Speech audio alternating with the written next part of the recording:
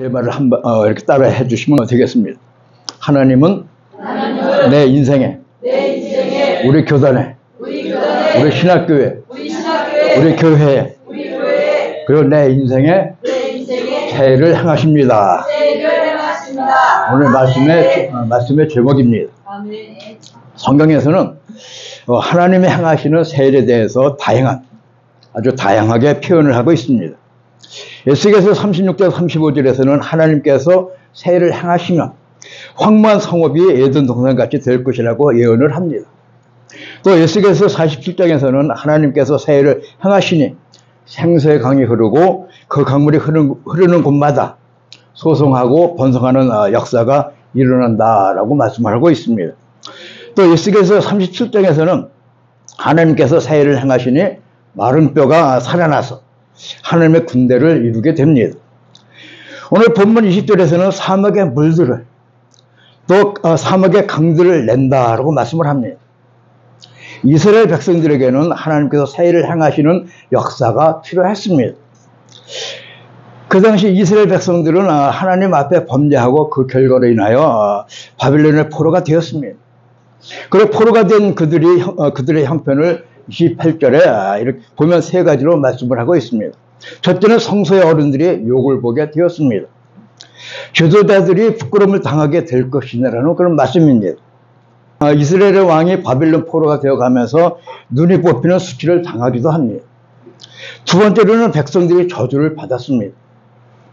백성들은 하나님과 단절된 저주, 그리고 국가를 잃어버린 저주, 또 포로였기 때문에 환경적인 저주까지 받게 된 것입니다. 세 번째로는 이스라엘이 이방인들에게 비방거리가 되었습니다. 하나님의 백성인 그들이 하나님을 모르는 사람들에게 부끄러움을 당하는 그런 지경에 이르게 되었습니다. 그들의 신앙은 조롱당하는 자리에까지 떨어지게 된 것입니다. 저는 지금까지 제가 목회를 하면서 또 생활 안에서 하나님께서 새해를 행하시는 것을 늘 이렇게 보고 있습니다.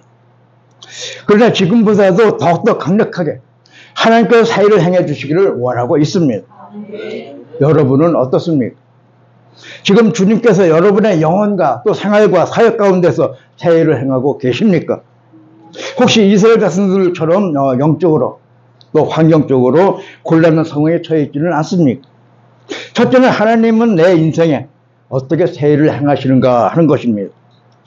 하나님께서는 우리 인생에 나의 하나님이 되셔서 새해를 행하십니다. 이사야서 43장 15절을 보니까 나는 여호와 너희의 거룩한 자요 이스라엘의 창조자요 너희의 왕이니라고 말씀을 하십니다. 사실 하나님은 우리가 하나님을 믿든지 또 믿지 않든지 언제나 거룩하십니다. 언제나 창조자이십니다. 언제나 왕이십니다. 그런데 우리가 그분을 믿지 않으면 그분은 우리와는 아무런 상관이 없어요. 우리가 그분을 믿음으로 받아들이면 그분은 바로 우리의 하나님이 되시는 것입니다. 하나님께서 나와 개인적인 관계를 유지하는 것이 아주 중요하다는 그런 말씀입니다. 능력이 탁월한 어떤 어른이 내 친구의 아버지인 것과 내 아버지인 것은 아주 엄청난 그런 차이가 있습니다. 그 어른이 내 친구의 아버지라면 나와는 아무런 상관이 없습니다. 그렇지만 그분이 내 아버지라면 그분의 모든 것이 나와 상관이 있습니다. 그분의 능력은 내 행복에 직결이 되는 것입니다. 하나님도 마찬가지입니다. 그렇기 때문에 하나님과 상관이 있는 존재가 우리는 되어야만 할 것입니다. 그분이 나의 하나님이 되셔야만 한다는 말씀입니다. 하나님께서 저와 여러분의 하나님이 되셨기 때문에 하나님이 우리의 교단과 신학교의 하나님이시고 주인이 되시기 때문에 우리 신학교와 교단에 분명히 하나님께서 내년에 새해는 아주 귀한 새해를 행하실 줄을 믿습니다. 그러면 어떻게 해야 그분이 나의 하나님이 되십니까? 요한복음 1장 12절에 보면 예수 그리스도를 영접한 사람은 하나님의 자녀가 된다라고 말씀을 합니다. 예수 그리스도를 영접하면 하나님이 나의 아버지가 되십니다. 예수님을 영접한 사람들은 하나님은 나와 상관없는 분이 아니라 바로 나의 아버지시고 나의 하나님이시라는 믿음을 가지고 강하고 담대하게 사역을 하시길 바랍니다. 두 번째는 하나님께서는 불가능한 일을 행하셔서 새해를 행하십니다. 이사야서 43장 16절에 보니까는 하나님은 바다 가운데 길을 내신 분이시고 또 큰 물 가운데 첩경을 내신 분이십니다. 20절에 보면 광야의 물들을 사막의 강들을 내신 분입니다. 이 말씀은 하나님은 우리들에게 새 일을 행하시는데 불가능한 일을 행하심으로써 새 일을 행하신다는 것입니다. 이스라엘 백성들이 광야로 나올 때 하나님께서는 바다 가운데 길을 내심으로써 불가능한 일을 행하셔서 이스라엘 백성들을 구원해 주셨습니다. 이스라엘 백성들이 광야 생활을 할 때 반석에서 샘물을 나게 하셔서 사막에서도 물이 부족함이 없게 하셨습니다. 하나님은 자기 백성들을 위해서 새 일을 행하시는 하나님이십니다. 성경은 할 수 있거든요 무슨 말이냐 믿는 자에게는 능치 못한 일이 없느니라. 또 내게 능력 주시는 자 안에서 모든 것을 할 수 있느니라고 말씀을 합니다. 불가능한 일이 존재하는 것이 아니라 불가능하다는 생각이 존재할 뿐이라는 말씀입니다. 그렇습니다. 우리가 하나님의 뜻을 알고 그분의 뜻을 행하려 한다면 하나님은 우리에게 불가능을 가능케 하셔서라도 하나님의 뜻을 이룰 수 있게 하실 것입니다. 메가더 원수가 유엔군 사령관들을 임명받았을 때 그는 인천 상륙작전을 계획을 했습니다. 근데 상륙작전이라는 게 배 한 척만 침몰하면 그것으로 실패할 것이기 때문에 대단히 아주 위험한 그런 작전입니다. 그가 상륙작전을 연구해 보니까 약 지구상에 500번 정도의 상륙작전이 있었는데 그 가운데 노르만디 상륙작전을 제외하고는 499번이 실패했다는 것입니다. 그래서 많은 부하장성들이 그 작전을 수정할 것을 요구를 했습니다. 그때 메가더 원수는 이렇게 대답을 합니다. 500분의 1의 확률이 아니라 1000분의 1의 확률이라 할지라도 이 작전을 하나님께서 기뻐하시면 하나님이 이 작전과 함께 하시면 우리는 승리할 수가 있다. 노르만디 상륙작전이 성공했다면 인천 상륙작전도 성공하게 될 것이다. 하나님과 함께 전 세계에 있는 자유우방국들과 함께 우리는 전진해 갈 것이다. 이렇게 대답을 했습니다. 따라서 인천 상륙작전이 성공함으로써 6.25 전쟁이 반전을 이루게 되지 않았습니까? 사실 우리에게도 일어난 구원의 역사는 아주 불가능한 것이었습니다. 주님의 낙타가 바늘귀로 들어가는 것이 더 쉽다고 말씀을 하셨습니다. 이 말은 아예 불가능하다는 그런 말씀입니다. 그런데 그 말씀을 하시고 곧 이어서 사람으로는 할 수 없을 때 하나님으로는 다 할 수 있느니라고 이렇게 말씀을 하셨습니다. 지금 자신의 환경을 보면 절대 하나님의 새 일을 기대할 수 없는 분들이 이 안에 계실 것입니다. 이런 분들은 불가능한 환경을 바라보지 말고 불가능을 가능하게 하시는 하나님을 보시길 바랍니다. 그리고 적을 물리치셔서 새 일을 행하십니다. 17절의 말씀은 이스라엘 백성들이 쫓아오는 애국 군대를 일시에 홍해바다에 수장시킨 그런 사건입니다. 하나님께서는 이스라엘 백성들에게 새 일을 행하시기 위해서 그 일을 방해하는 적들을 물리쳐 주셨습니다.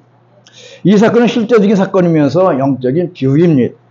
골로새서 2장 15절에서는 정사와 권세를 벗어버려 밝히 드러내시고 십자가로 승리하셨느니라고 해석을 하고 있습니다. 주님은 십자가 사건을 통해서 사단의 머리를 박살내고 어둠의 권세들을 깨뜨리고 승리하셔서 우리들을 구원하시는 새 일을 행하신 것입니다. 우리에게 새 일을 행하셔야 하는데 항상 적들은 그 일을 방해합니다. 부정적인 생각과 또 부정적인 말들 그리고 사단의 도구가 되는 사람들과 저주받은 환경들을 통해서 하나님의 새 일을 방해하고 있습니다. 그러나 거기에 걱정할 필요가 전혀 없습니다. 하나님께서는 우리들의 적을 물리치시고 계획한 새 일을 행하실 것이기 때문입니다. 하나님을 믿으십시오. 우리의 적들을 그분이 제거하실 것입니다. 그럼 두 번째로는 새 일을 행하시는 그 목적이 무엇입니까? 이사야서 43장 21절에서는 하나님의 찬송을 부르게 하기 위해서 새 일을 행하신다고 말씀을 하십니다. 또 25절에서는 하나님을 위하여 우리의 허물을 사하시며 새 일을 행하신다고 말씀을 하십니다. 결국 우리에게 새 일을 행하시는 것은 하나님의 영광을 위함이라는 것입니다. 사랑하는 여러분, 우리는 하나님의 영광을 위해서 존재합니다. 인생의 제일 되는 목적은 바로 하나님을 영화롭게 하는 것입니다. 우리는 그것을 알아야만 합니다. 그래야 올바른 인생을 살게 되는 것입니다. 그런데 사람들이 인생의 목적을 모른 채 살아가기 때문에 우리의 인생이 산만해지는 것입니다. 인생의 목적을 알 때 집중력이 생기는 것이고 더욱더 풍성한 인생을 만들게 되는 것입니다. 미국의 사도백교회 릭 워렌 목사님은 목적을 이끄는 삶을 살아갈 때 5가지의 유익이 있다고 말씀을 합니다. 첫째는 목적이 이끄는 것은 삶의 의미를 부여해 줍니다. 우리의 삶에 귀중한 의미와 가치가 있다는 것을 알면 어떤 어려운 환경이 다가온다 할지라도 그 속에서도 굴하지 않고 모든 것을 견디며 살아갈 수가 있습니다. 그런 삶의 의미를 상실하면 그 가운데서 그 어떤 것도 찾아낼 수가 없습니다. 두 번째는 목적을 알면 우리의 삶이 아주 단순해집니다. 목적을 알 때 우리가 해야 할 일과 하지 말아야 할 일을 또 갈 곳과 못 갈 곳을 명확하게 구분할 수 있기 때문에 어떤 것에 우리의 인생을 허비하지 않게 될 것입니다. 세 번째로는 목적을 알면 초점을 맞춘 삶을 살아갈 수가 있습니다. 목적이 있고 삶의 초점을 잘 맞추면 종이를 태우듯이 목적이 분명한 더 강력한 사람이 될 수가 있고 사역이 가능해지는 것입니다. 네 번째는 목적을 알 때 삶의 동기가 유발됩니다. 목적은 열정을 만들어냅니다. 또 그 목적을 향한 열정이 우리의 삶을 이끌어가게 된다는 것입니다. 다섯 번째는 목적을 알므로써 영생을 준비할 수가 있게 되는 것입니다. 인생의 목적을 알게 되면 세상적인 것, 그리고 먹는 것, 있는 것, 또 사는 것, 또 쾌락이나 무슨 일에 그렇게 연연할 삶을 살지가 않습니다. 왜냐하면 이 세상은 잠깐 지나가는 것이고 우리에게는 영원한 세계가 기다리고 있기 때문입니다. 찬송하며 사는 인생은 참으로 행복한 인생입니다. 왜냐하면 자신의 목적대로 살고 있기 때문입니다. 인생은 감사와 찬송으로 행복해지는 것입니다. 10수년 전에 미국의 프란시스 로셔 박사와 고든 쇼 박사가 아주 이색적인 연구 결과를 발표를 했습니다. 내용인즉슨 이렇습니다. 6개월간 모차르트 곡으로 피아노 레슨을 받은 미취학 아동들이 그렇지 않은 아동들에 비해서 뛰어난 학습 능력을 발휘했다고 합니다. 특히 수학과 과학의 두각을 나타냈다는 것입니다. 그래서 좀 더 확실한 근거를 찾기 위해서 대학생들 대상으로 연구를 해봤는데 역시 비슷한 그런 결과가 나왔다고 합니다. 그래서 학생들을 두 그룹으로 나눈 후에 한쪽에는 10분간 모차르트 곡을 들려주고 또 다른 한쪽은 들려주지 않고 수학과 과학 시험을 보게 했답니다. 그랬더니 음악을 들은 쪽 학생들이 반대쪽 학생들에 비해서 평균 30% 정도 높은 점수를 얻었다는 것입니다. 근데 또 다른 음악은 어떨까 하고 이렇게 비슷한 실험을 했습니다. 록 뮤직 등 아주 시끄러운 음악을 들려주고 시험을 치렀더니 평소보다 낮은 점수가 나왔다고 합니다. 참으로 신기합니다. 더욱 흥미로운 것은 식물들도 이 음악에 대해서 반응했다는 결과가 나오고 있습니다. 미국의 도로시 리틀락 박사는 하루 3시간씩 록 뮤직을 식물에게 들려주었더니 애호박에 주름이 생기더랍니다. 그리고 토마토가 납작해지고 그리고 옥수수가 구부러졌다고 합니다. 반면에 왈츠나 세레나데를 들려준 식물은 아주 싱싱하게 잘 자라고 또 열매도 아주 싱싱했다는 것입니다. 그래서 내린 결론은 좋은 클래식 음악을 듣는 게 여러 면에서 유익하다는 사실입니다. 두뇌 활성화, 또 학습 능력과 생산성의 향상 등의 효과가 있다는 것입니다. 심지어 사람들의 장애나 질병을 치료해 준다고도 합니다. 그래서 요즘에 음악 치료학이 아주 각광을 받고 있어요. 누군가 음악을 가리켜서 영적인 언어라고 했는데 이 말처럼 음악은 영혼뿐 아니라 육체에까지 영향을 끼치는 것입니다. 그러므로 좋은 음악을 선별하는 것이 참으로 중요합니다. 그런데 감사하게도 저와 여러분들에게는 아주 가장 이 세상에서 가장 좋은 어느 음악도 따라올 수 없는 음악이 저와 여러분들에게 있어요. 그것이 무엇입니까? 맞습니다. 찬송가입니다. 찬송은 승리의 능력입니다. 노벨상 수상 작가인 펄벅의 어린 시절의 이야기입니다. 그의 부모는 중국의 선교사였습니다. 한 번은 그 어머니 캐롤라인이 마침 남편이 전도 여행을 떠나고 집에 어린 아이들 셋만 데리고 있었답니다. 근데 저녁 무렵에 창가에서 이제 바느질을 하고 있는데 밖에서 중국 사람들의 이야기하는 소리가 들려왔어. 그 내용인즉슨 가뭄으로 온 동네가 고통을 당하고 있는 게 다 서양인들 들어와서 신이 노했다는 것입니다. 그러니 밤이 깊어지면 이들을 처치하자는 것입니다. 그 말을 들은 캐롤라인은 즐겁을 했어요. 아무런 대책이 없습니다. 그냥 골방에 들어가서 무릎을 꿇고 기도할 뿐입니다. 그때 하나님께서 캐롤라인에게 용기와 지혜를 주셨어요. 그래서 밤이 깊어지자 중국인들이 이제 닥칩니다. 그래서 캐롤라인은 침착하게 그들을 맞이하고 이제 닭을 대접을 했어요.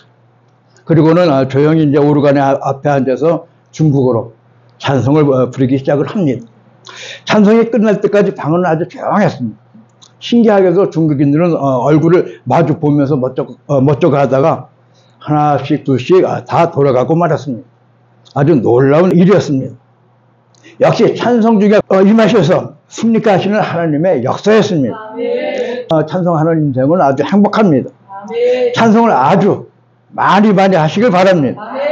찬송 중에서 사시길 바랍니다. 찬송 중에 거하시는 하나님께서 여러분들에게 역사하실 것입니다.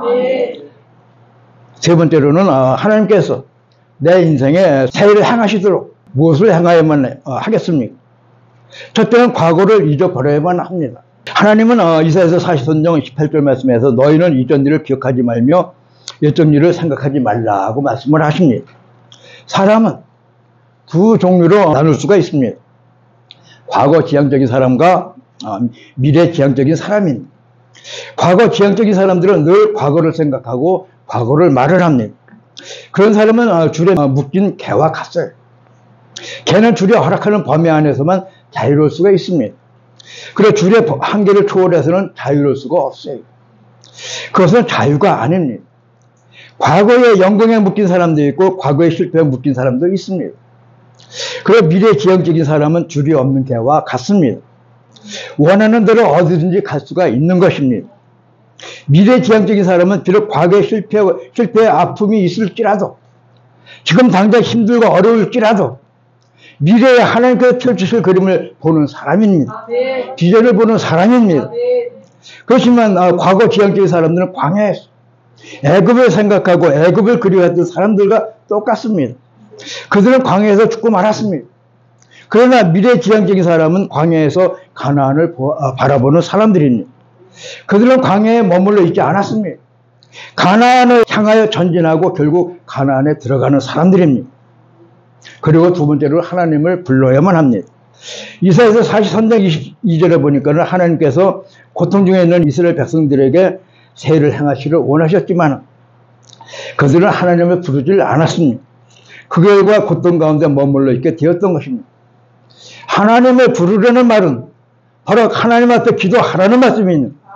우리가 기도해야 할 이유는 우리가 인생에 하나님의 세일을 당해하는 적들이 있기 때문입니다. 어떤 사람은 자신이 아주 안전하다고 생각을 합니다. 그 사람이 안전하다고 생각하고 있는 이유는 바로 그가 가지고 있는 조건 때문입니다. 그리스도인 가운데서도 어려울 때는 하나님을 의지하다가 조금만 환경이 좋아지면 하나님과 상관없이 사는 사람들이 얼마나 많은지 모릅니다. 이것은 어리석은 일입니다. 그런 사람은 차라리 환경이 어려운 것이 더 그 사람에게 좋은 일일 수도 있습니다. 우리 원수 사단도 마찬가지입니다. 우리의 환경이 아무리 안전해 보여도 사단의 공격을 막을 수는 없습니다. 이 세상에 안전한 곳은 그 어느 곳에도 없어요. 오직 기도할 때만이 우리가 부르짖어 기도할 때만이 하나님이 보호해 주시고 지켜주시는 안전한 피난처가 되는 것입니다. 이 세상에 안전한 곳은 없습니다. 그래서 기도해야만 하는 것입니다. 그리고 우리는 예배를 회복해야만 합니다.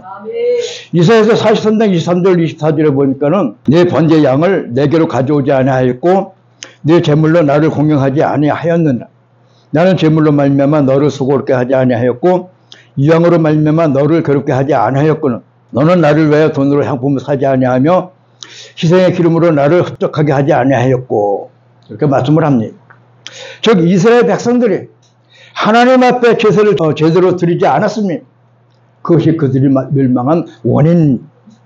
한때 영국에 큰 부흥이 일어나고 웰스에서 아주 큰 역사가 일어나서 세계 교회들과 세계로 움직이는 아주 큰 역사가 일어났었습니다.